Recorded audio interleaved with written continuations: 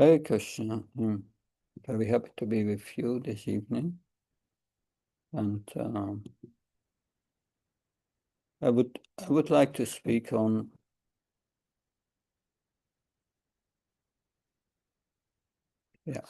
I would like to speak on how to improve our chanting.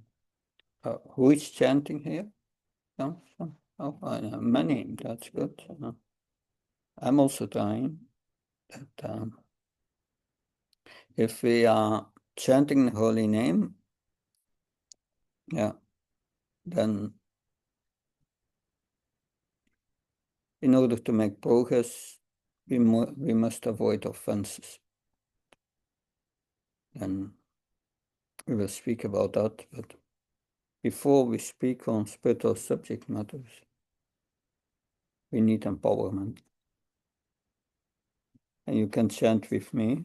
Om Ajnana Timandasya Chanansana Snakaya Chaksun Militam Yena Tasmai Sigurave Namah Chitchetaya Manopistam Staptam Yena Bhutali Swamrupakadamayam Dadati Svapadantikam Vandeham Shiyuda Padakamalam Sigum Vaishnavamsa Shirupam Jagajatam Saganaragnatam Fitam Tam Sajivam Sadvaitam Savadutam Parijana Saitam Shri Krishna Chaitanya Devam Shri Radha Krishna Padan Saganalita Shivishakam Fitam Sa Hey Krishna Karuna Sindhu Dino Bandhu Jatpate Gopesha Gopka Kanta Radha Kanta Namastate Tapta Kanchana Gaurangi Radhe Vrindavaneshwari Vishabhanu Sutta Devi Pranamama Haripriye Vancha Kalptrubhisha Kripa Snibhavisha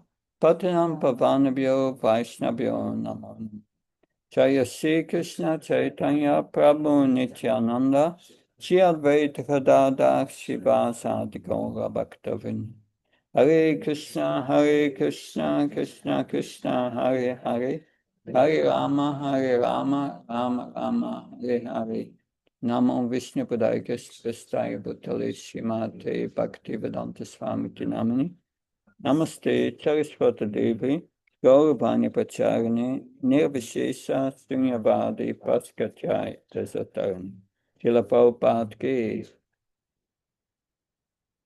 So, who is the Namacharya in the chanting of the holy name? Haridas Thakur.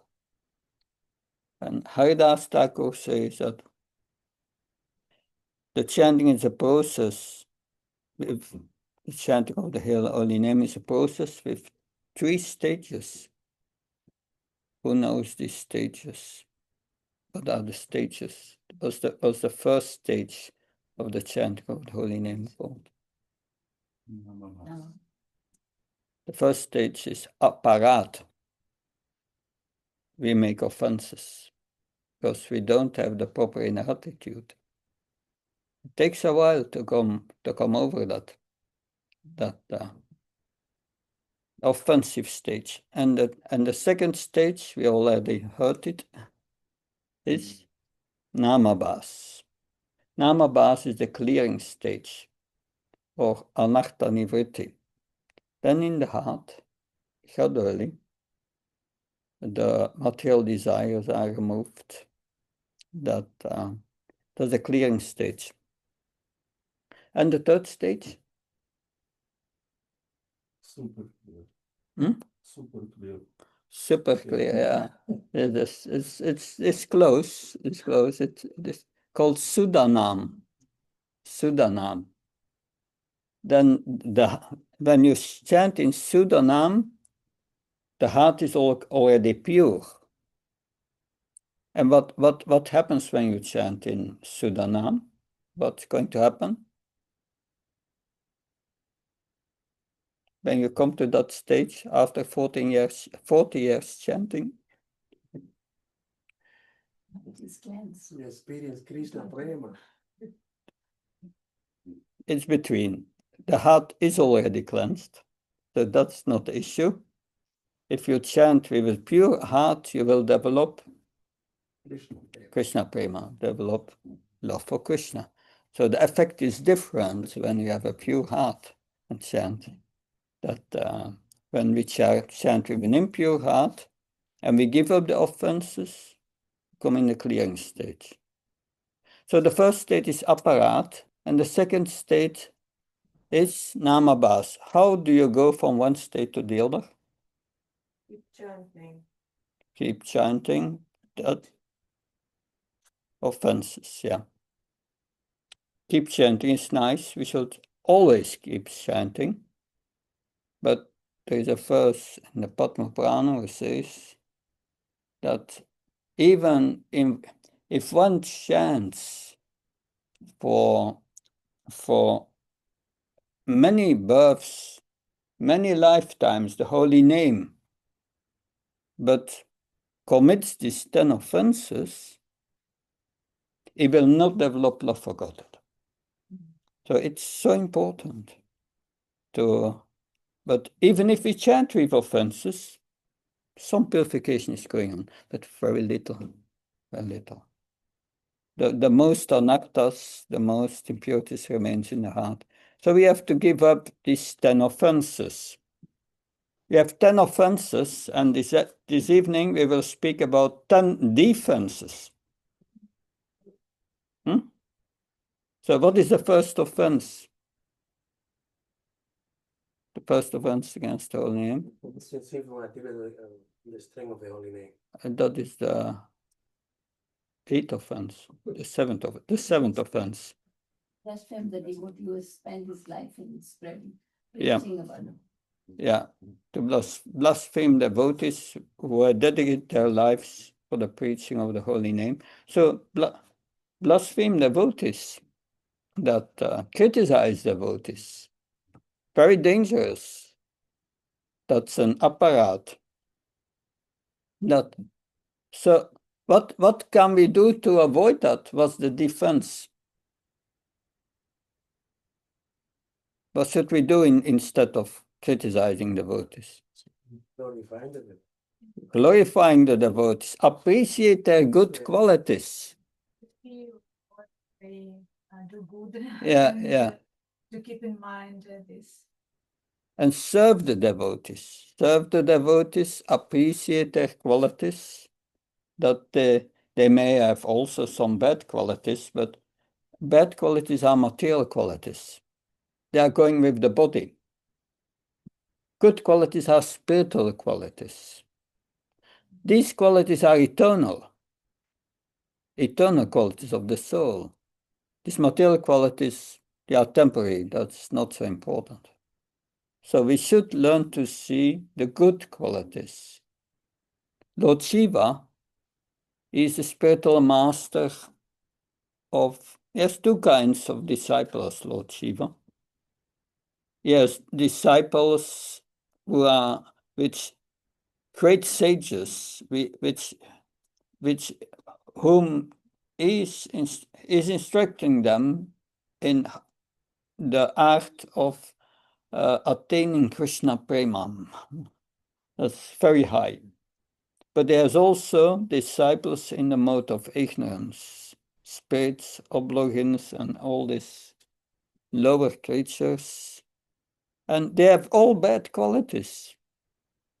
But when Lord Shiva sees one little spiritual qualities in them, one good quality, he glorifies this like anything. So we should learn to see the good qualities in the devotees. If we see the bad qualities, then if we see bad qualities in the devotees, we will develop them in our heart. That's not good. So the defense is serve the devotees, appreciate their good qualities. And what is the second offense? To consider demigods like Lord Brahma and Lord Shiva, the names of the demigods of Lord Brahma and Lord Shiva, to be equal or independent of the name of Lord Vishnu or Krishna. So what's the defense? That What does Krishna say in Bhagavad Gita? Bhaktaram Chakratapasam Sarva Lokamashvaram Suridam Sarvabhutanam Santim Richati. Yeah. Bhaktam Chakratapasam Sarva Lokamashvaram Suridam Sarvabhutanam Yatva Santim Richati. What does it mean? This verse 527. Bhaktaram. What is Bhaktaram? Bhakta. Bhoga. Bhaktaram. Enjoying. Yeah. Bhaktaram. The Bhaktaram is the enjoyer. The original enjoyer of everything is Krishna. Krishna is the original enjoyer of all sacrifices. If the demigods organize a great sacrifice, who is the goal of the sacrifice? Lord Vishnu, Krishna. So Krishna is the goal of all sacrifice. And why? That Bhaktam Charitabsam Sarvaloka Mashvamaran. Sarvaloka. What does that mean? All planets. Maha Ishvara. Ishvara, what does that mean? Controller. Yeah.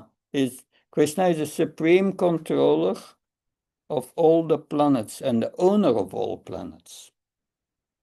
If you are the proprietor, do you have the right to enjoy? Yes. He's the proprietor of everything. So it means the defense is we accept Krishna as the supreme enjoyer, the supreme controller, and the supreme friend. You have so many friends, you leave your body, all your friends are gone. The only friend you have is Krishna in your heart, life after life. So these are only friends. So accept Krishna as the supreme enjoyer, the controller, the Ishvara, and the friend, that the Bhaktaram, the enjoyer, Sakatapasam, Sarva Lokamashvaram, Mashvara is a controller, that Bhaktam Sakatapasam, Sarva Lokamashvaram, Suridam, Sarvabhutanam, Suridam is a friend of everyone.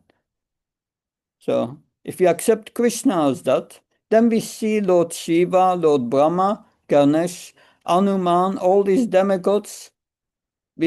Who are they? Devotees of Krishna. And that's the right perspective. Who has been in Vrindavan? Okay. Sometimes the Vrajavasis, they are also worshipping demigods. But why are they worshipping demigods? To get the mercy of Krishna. They know Krishna is the supreme enjoyer.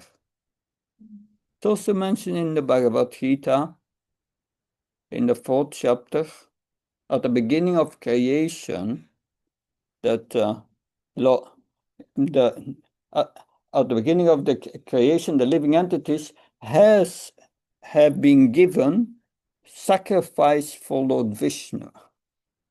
And that so one must do sacrifice to the demigods who offer it to Krishna. And then you will be able to, then you get all what you need in this world and you will be happy. So yes, we must see Lord Shiva, Lord Brahma, Ganesh, Hanuman in the right perspective. Especially that's an offense that many from Hindu background make. For us, usually, we didn't know what demigods were anyway. We accepted Krishna from the beginning as supreme. But, okay, what is the third offense. To disobey the order of the spiritual master. Yeah, that go avakya, to disobey the order of the spiritual master. This is normally an easy one. What's the defense? What's the defense? To follow the order of the spiritual, of course. To follow the order of the spiritual master in detail and with attention. It means that whatever you're doing in your life, what should be your first question? First question, I'm going to do this. Is my spiritual master pleased with that? Is Srila Prabhupada pleased with that? That should always our consideration. That always conscious of the instructions of the spiritual master. That's the difference. In Bhagavad Gita is explained that's the difference between the demons and the devotees. Devotees accept Shastra, and the demons, they act whimsically. We should always follow Shastra. But that requires we understand also the mood and mission of Prabhupada. That's required. Because like Prabhupada said once to his disciples, why am I translating these books in the middle of the night? Why am I doing that? It's for you to read them. If you are not doing that, guru avakya, an offense against the spiritual master. So it's not just chanting, we must also read. If we read, then we will understand Krishna's position. If we read, we will understand what spiritual qualities are. And it's mentioned in Bhagavad Gita, all these spiritual qualities, and learn to see them in the devotees. All these qualities are discussed in the Bhagavatam. By hearing, we avoid these offenses by reading Prabhupada's books, by discussing them. That will help us to become situated in Sambandha Gyan, knowledge of our spiritual identity. Okay, that's the third. And the fourth offense, to blaspheme the... Blaspheme the Vedic scriptures or scriptures in pursuance Yeah. to the Vedic version. Yeah, that's... Can we ask a question during the lecture Yeah. or after? It's okay. If we don't get to the end, that's no problem, but it's better to go deep. Yeah. What is the difference when I hear the words of my guru, and I know that it is important to follow it, but now I can't. So so I have to listen more, read more, and then I will follow, or it's just my mind as the demon that said that it's okay, you can rest and not follow now, maybe later, like this. So. Mhm. Yes. Srila Prabhupada received the instruction to preach in the English language, in the English world. Did he do that immediately? Could he do that immediately? No. It was a lifetime of preparation. So it depends which instructions. There are primary instructions, there are personal instructions. Primary instructions are the vows we take when we take initiation. And those vows you must follow. Otherwise, the connection with the spiritual master will not be there. We must follow. That is a very serious thing. That then other instructions, due to circumstances, we may not be able to follow now, or partially, but it's important that you desire to follow them, and that you start, that you put that as a priority in your life. That our goal is not our mind. The mind is an instrument we use. Should never listen to the mind. We can listen to the mind sometimes, but you must see with your intelligence if this is in this correspondence with Shastra, the instructions of your mind. Usually not. So the mind can be your friend or your enemy. Usually we are living with a great enemy.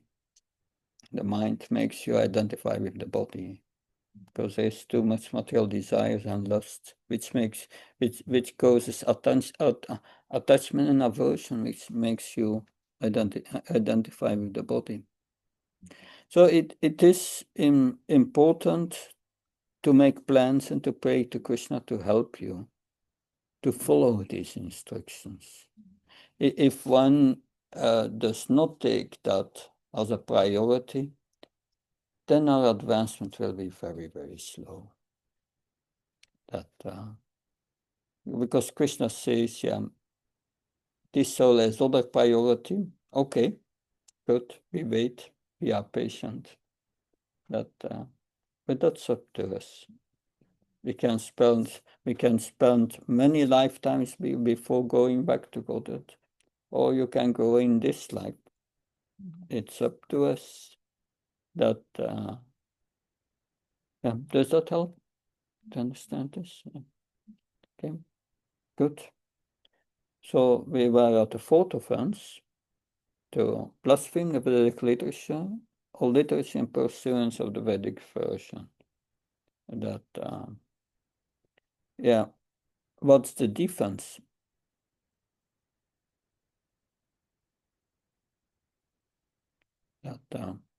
How we can defend ourselves against this offense. Glorify the scriptures and to follow and to study the scriptures. That honor and study the scriptures. Understanding these scriptures are the instructions of Krishna. And therefore we must study and know them. That we want to love Krishna. If you want to love someone, you want to know something about what this person desires. That are we eager to know the scriptures? Prabhupada gives the example like a young boy and a young girl meet for the first time, and there is love at the first sight. That they become attracted to each other. Do you think the young boy has difficulty to memorize the mobile number of the young girl? No, that will go quick, because he's very eager. If we want to love Krishna, are we eager to hear what he says in Bhagavad Gita? Therefore, Prabhupada said in the morning we should have Bhagavatam class, in the evening Bhagavad Gita class. In the 70s, everyone was living in the temple. Was no problem. Today, that's different. We are living outside. But still, we must have Bhagavatam class in the morning and Bhagavad Gita in the evening. Every day. And otherwise, we become bewildered. Because we must control the mind and the senses by engaging them in Krishna's service. At the end of the 3rd chapter, Krishna explains how to remove lust. He says, to remove lust, he said, you must know that higher than the object of the senses are the senses, higher than the senses is the mind, when the mind controls the senses, higher than the mind is the intelligence is supposed to control the mind, and higher is the soul. And Krishna says the solution is you strengthen the intelligence with transcendental knowledge. Transcendental knowledge is how to act as a spirit soul, how to act on the spiritual platform. If you don't know the scriptures and instructions of the spiritual master, how are you going to act on the spiritual platform? Because with that strength, if you hear about Krishna's instructions daily and the Bhagavatam, then the soul becomes attached and pushes the intelligence. Yes, we have to act as a spirit soul. And then the intelligence engages the mind and the senses in devotional service. So transcendental knowledge is very important. And therefore we should always honor and study the scriptures. And then this blasphemy will not be there. Mostly blasphemy comes by those who don't know much about the scriptures. And that's a fact. Good. The fifth offense. Consider The glories of chanting Hare Krishna to be an imagination. Yeah, to be imagination or to be exaggerated. That it is in the scriptures that even if one chants one time the holy names, one can become purified. Like Ajamil chanted the holy name. But what was the quality of his chanting? Ajamil, when he chanted the holy names, with what understanding was he chanting the holy name? He was calling his son, Narayan, but because he was in his youth a devotee, but he fell down. Somewhere or another, he had given his son the name of a name of the Supreme Lord, Narayan. But he was attached to his youngest son. And when he was dying, he was calling Narayan. But he was not chanting the holy name to get some material benefit. That he was not making these 10 offenses. And therefore it was so powerful. This is Namabhas, but Haridas Thakur said it's the lowest strata of Namabhas. But it's still Namabhas. So powerful. without offense. Without offenses, yeah. So the holy name is Krishna himself. He has all powers, unlimited power. But that power is only manifest to us when we chant without offenses. That Krishna will not manifest it when we make offenses. That because the offending the spiritual master or offending the devotees, that's as good as offending Krishna. So these are not exaggerations. It's just the fact that our consciousness is covered over. It's covered over by ignorance and clouded by these 10 offenses. And therefore, we don't enter Namabhas. Like when we chant with offenses, it's like the night. We don't see anything. And Namabhas is like a cloudy day, no sun. But when start to see everything, the sun comes up. That suddenly, but there are clouds. that and that. But the potency of the holy name is only fully manifest when there is a full sun, when one chants in Sudanam, when the heart is pure. That so the power does not manifest. That's not Krishna's fault. It's our fault. We are offensive. That so we should consider all of these descriptions of the holy name given by our acharyas, that it has the power of Krishna as not to be even slightly exaggerated.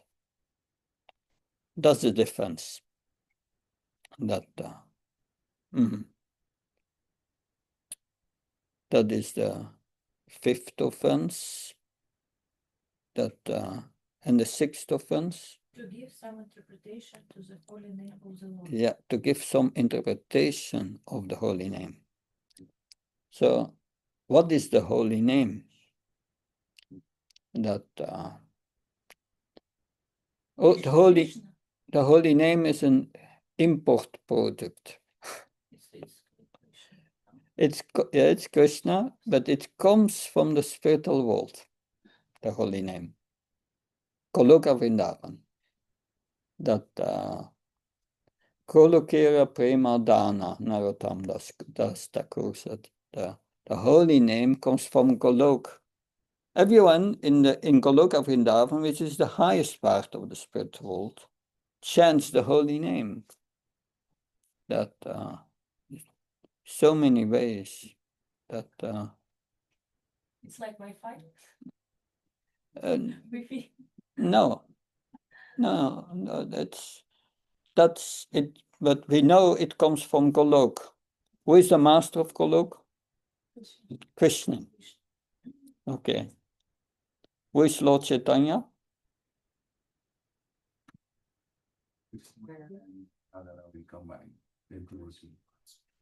Is the master of Golok. It's Krishna. That especially in the mood of Srimad Radharani, but he's a master of Golok. So he has brought us the holy name. That he has brought it to India. And who has brought it to us? Who has Lord Chaitanya brought it to Bengal, but in India, but how did it come to us? Through Srila Prabhupada. So the holy name comes from Golok to us. It's brought to us by the master of Golok, Lord Chaitanya. And when we chant the holy name without offenses, what's going to happen?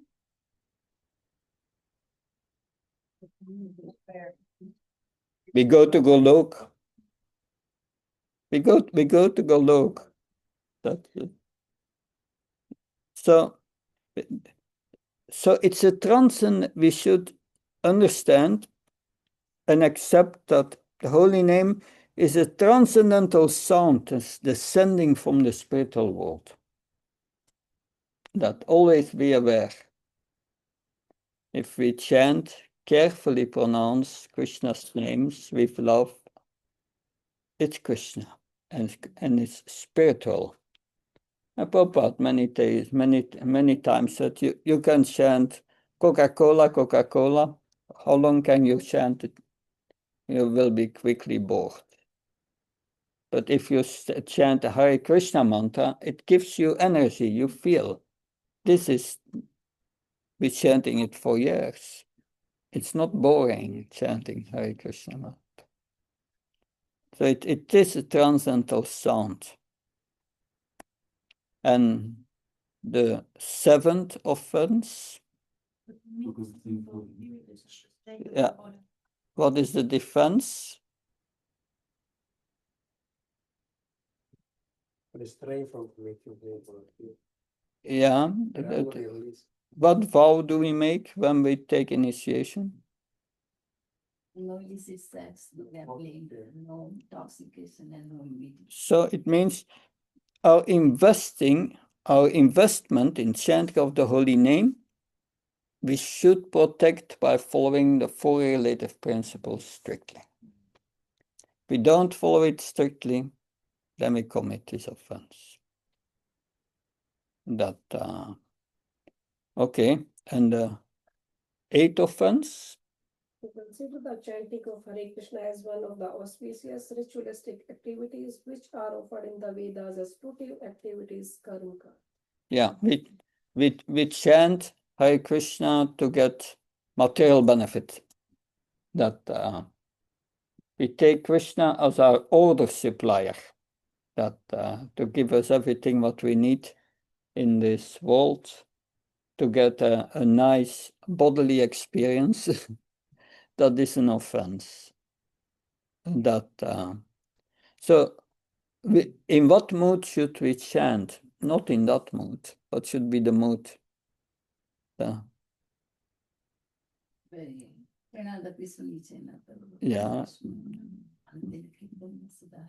Nadam nacham nasundarim kavta vachi sikami mamacham mishvari bhavta bhakta ahaitakitva. The last line, Bhagavat ahaitakitva. That's the answer.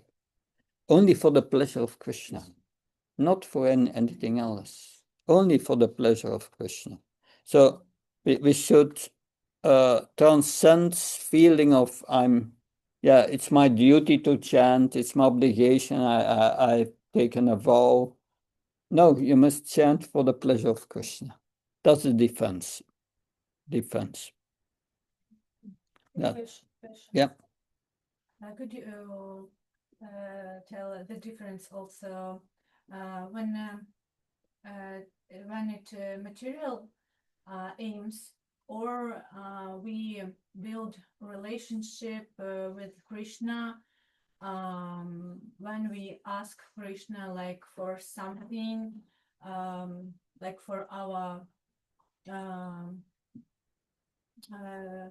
chanting or our spiritual life, like oh Krishna, I very want to devotees comes to our place, like to serve them, or is it a material aim, or we build a relationship with Krishna asking him for this, or we shouldn't ask him nothing. And that in the beginning, we cannot avoid this. Krishna says, Shatur vidabjantamam yechana sukhitaruna achta shikhna sukh achtarti jnana sa bharatarshava. There are four kinds of people who take shelter of Krishna with material desires. Those who are in distress, those who want wealth, who are curious, and those who want to know the absolute truth. These are four. The last one is the best, but Krishna says the jnani. But it are all with material motives. That one wants liberation, one wants to be free from distress, the other wants wealth, and the other wants to satisfy curiosity. They're all material desires. And in the beginning, it's like that. That because we are full of material desires, but Even in Krishna consciousness. yeah. So each of us comes to these four kinds somewhere, to Krishna, out of frustration, out of distress, and so on. But that's good. It comes to Krishna. But gradually, when we mature and get transcendental knowledge, we learn, oh, it's different. Anya bilasta sunyam jnanakamati navnam anukulyena Krishna shilnam bhakti uttama. We must serve Krishna to please Krishna and give up our desire for bhakti and mukti, for desire to enjoy things in this world, desire for liberation, freedom from distress. We have to give that up and only act for the pleasure of Krishna favorably. And that there are other verses who say the same thing. Bharavatam savaipum saproder moyato bacteria doxi ahait kapatiyatayatma shubhashidati. The highest occupation for humans is the devotional service to Adoxia, to the Supreme Lord, who cannot be perceived by the senses. And that devotional service must be a hierarchy, coastless, just to please Krishna, not no other desire. And it must be done apratiyata, always. So that is a more mature understanding. But the wonder is that even if you have material desires and you approach Krishna, Krishna is special. He's going to fulfill your material desire and take it away. That when I joined this movement, I was an accountant, and I joined Radhadesh, and my Guru Maharaj instructed me, you become a chartered accountant, and you take care of all the legal things in the accountancy, the tax defense in the Radhadesh project in Belgium. That is 30 years ago nearly. But at that time, I was an accountant, and slowly I had to go to school again and do a proof period in an accountant's office.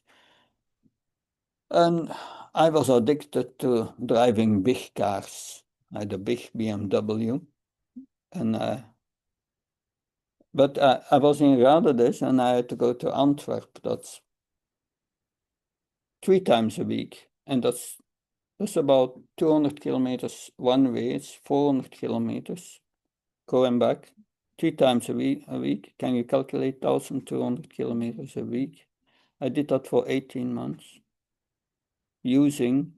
following the instruction of my spiritual master. What was the result? Yeah, I could drive a lot. But if you drive so much, after 18 months, you don't want to drive a car. So Krishna, that's Krishna. It fulfills your desire and takes it away when we use it in devotional service. So it's a gradual process. But after a few years of chanting, you must come to strive for that purity. And then the anartha nivritti will go. Then the material desires will gradually go. So, because it depends on the purity of our desire. That in Nectar of Devotion it is said, the progress in spiritual life depends on the attitude of the devotee. So it's that attitude, that purity that makes us advance. But in the beginning, that's normal. We have also can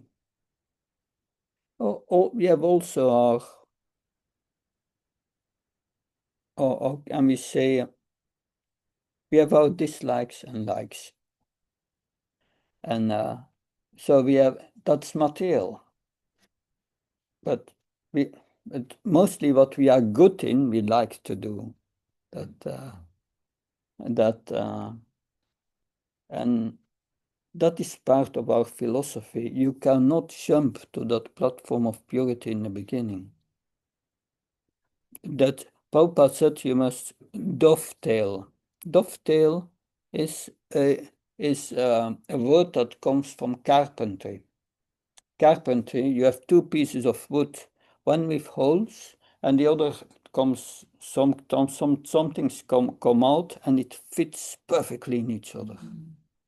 So dovetailing means, Prabhupada said, dovetailing our material desires in Krishna's service. So what you are good in, you do for Krishna. And you will be materially satisfied and spiritually both. And that is a function of the spiritual master. He must know the disciple, how to engage a disciple in making spiritual progress by using his talents, his material, its material talents in the service of Krishna, and they become satisfied. And that is an essential teaching in Bhagavad Gita. Twice Krishna says to Arjuna, Arjuna, you must do your own duty and not the duty of others. It's very dangerous. So it's very important. A devotee in England came to Prabhupada, said to Prabhupada, ask me anything, I will do it for you. Prabhupada his answer was, what do you want to do for Krishna? And the devotee said, Prabhupada, it doesn't matter. Ask me anything, I will do it for you. And Prabhupada became more serious and said, try to understand our philosophy. What do you want to do for Krishna? And then the devotee said, Prabhupada, I want to make unbreakable mridangas. And Prabhupada said, yes, do that for Krishna. And he made this fiberglass, first fiberglass mridangas, which we are still using in our movement. So that is essential to understand. We can not jump to that platform. So in that sense, we must learn to, if we have material desires, we engage them in Krishna's service. Some desires we cannot engage in Krishna's service because they are sinful. Therefore, we follow the four regulative principles. We must block these desires. That we cannot do. But all the other desires, we can engage in Krishna's service. And that is essence of our philosophy. Does that help? Yeah, thank you so much. Yeah, okay.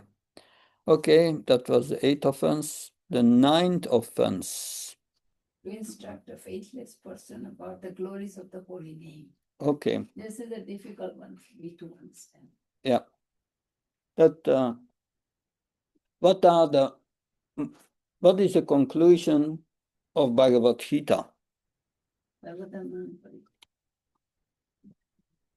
Krishna says, I will give you the highest instruction, the supreme instruction, and that's part of his supreme instruction, but his supreme instruction starts not with 66, but 65, the verse before. Manmana bhavamat bhakto maji mam namaskar. Krishna says, think of me. Think of me, and if you think of me, bhavamat bhakto, you will become my devotee. Majjayi, you will worship me. Mam namaskar, you will offer my respects. That is 65. Yeah. Then you will come to me without fail. I promise this because you are my very dear friend. That's the first supreme instruction. The second instruction is Sarvdam Prashya Mamikam Sramvacham from Sarvapabhyam Mokshishyami Macha. It says you must surrender unto me. What does surrender mean? It's following the instruction in the previous verse. That's surrender. And Krishna said, give everything else up and I will take care of you. Are these the supreme instructions? No, it continues. It's not the supreme instruction. It's not complete. It starts a few verses further. Idam te na tapaskaya na bhaktya kadachana na sasusrusave vacham na samam yo vyasuyati. This confidential knowledge may never be explained to those who are not austere or devoted or engaged in devotional service, nor to those who are envious of me. So first, we see Prabhupada went to America. Was he preaching to everyone? No. To what group Was he especially preaching? The hippies. But first he tried to talk with the intelligent people. Intelligence. Yes, like very high educated people. But then, Yeah, it didn't go well.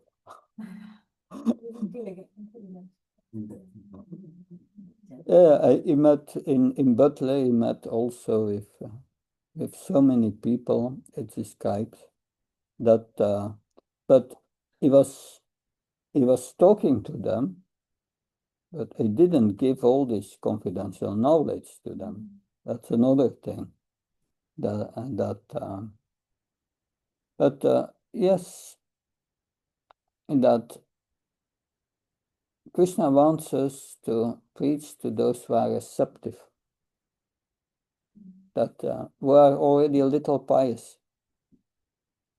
These hippies were receptive because they rejected already the American way of life. But their alternatives were not so good, these drugs and all these things. So they found an alternative in Prabhupada, that because they were already detached from the American society, renounced. So they were good candidates. Who are other good candidates? With receptive usually. Those who are pious, who is pious. Many times vegetarians, they are more receptive. They are not all, but those who are interested in yoga and already follow some of the principles. But it's important. This is a Vedic principle. You cannot instruct someone who does not want to be instructed by you. We cannot do that. So you must see whether the person is receptive. And when people are too sinful, and that means they are envious of Krishna. Is it difficult to know that someone is envious to Krishna? Try to give them a book. You will know very, very quickly that if they are envious, leave them, go to the next. Because if you preach to them about Krishna, what will happen? They will make offenses and they will be further away from Krishna. There's also Krishna, it's mentioned in the Bhagavatam. Krishna appears to reclaim those in the pure mode of goodness. So it comes for the devotees to liberate them. That for those who are interested, that all these souls in this material world, why did we come here? With a desire to enjoy away from Krishna. Yeah, it started with saying to Krishna, I want to be Krishna. Krishna said, you are sure? We said, yes, I want to have the experience. Krishna said, there is one problem. I'm Krishna. You are not. I'm the controller. But no problem, I will give you the experience. But first you have to forget me. And that was the first thing we are brought in illusion. We forget Krishna. And Krishna gives us, because we want to enjoy separate from Krishna, but you cannot do that with a spiritual body. So Krishna gave us a subtle and a gross body, and a place to think where we are the enjoyer, the material world. He created all these things to fulfill our desire. But he wants us back. Therefore, he made the rule of karma. Isam spasi abra tukayona evta yantapantakanti ramatebuda. If you want to enjoy, you get suffering. You get karma. And this body is just a result of karma. So nobody in this world can say, I've not been envious of Krishna. No, the symbol is that you are a body. That's the proof. We were all envious of Krishna. And that's a fact. That's a fact. So Krishna says, because he says in the 4th chapter, Arjuna, I will give you this confidential knowledge because you are my devotee, you are my friend, you are anagan, you are sinless, qualified. There are qualifications. Krishna says here there are qualifications. And that's a problem for Kali Yuga. No one is qualified. Therefore, Krishna he knew that, he came again back as Lord Chaitanya. And Lord Chaitanya, he does not make conditions that he gives to everyone. But that instruction is very important. And these main instructions, they continue in verse 68. For one who explains the supreme secret to the devotees, pure devotional service is guaranteed. And at the end, he will come back to me. But that's important. We should preach to those who are receptive. And Krishna says, then I bring you back to the spiritual world. And that should be a goal for us also. Everyone to share Krishna consciousness, to share with other devotees. Then in the material world, if you have something and you give it away, you lose it. If you give Krishna consciousness to others, even trying to do that, Krishna gives you the realization, you get it. And that's very important. It's part of the supreme instruction. Because he says, it goes till 69, the supreme instruction, that there is no servant in this world more dear to me than he, nor will there ever be one more dear. So if one preaches Krishna consciousness, try to give it to those who are receptive, and that's important. So that's the 9th offense. The 9th defense is discuss the glories of the holy name with servants of the Lord who relish them. We came to the 10th offense. We have 2 minutes. What is the 10th offense? The complete faith in the chanting of the holy name, to maintain some material attachment even after understanding so many structures on this method. And it is also offenses while doing the chanting inattentively. Yeah, inattentively. So what's the defense of chanting? What's the defense against chanting inattentively? Chanting attentively. So during the chanting, japa or chanting, we should put off our mobile phone and tell to our mind, forget all the problems. We will deal with that later. All what we have to do. Now it's time for me and Krishna. And you absorb your heart and your mind completely in the holy name. And by that will help you to become materially detached. So that is the 10 defenses, something positive that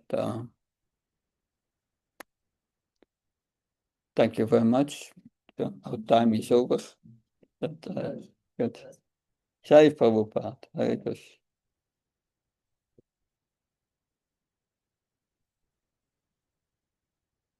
Good.